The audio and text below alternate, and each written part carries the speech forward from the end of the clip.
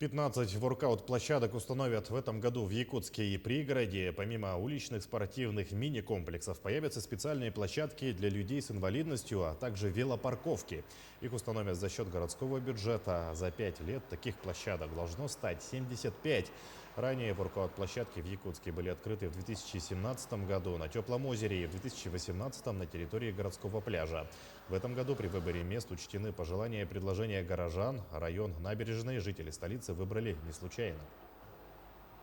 Население очень просило об установке таких тренажеров именно по набережной Чернышевска, так как с утра тут занимаются люди, кто бегом занимается зимнее время, летнее время, кто скандинавской ходьбой, кто именно велосипедами ездит по этой набережной, вдоль набережной. По нашему округу по трехлетию благоустройства пошли дворы, которые находятся у нас на Лермонтова 58-56, Курашова 30/4, Петра Алексеева 7/2.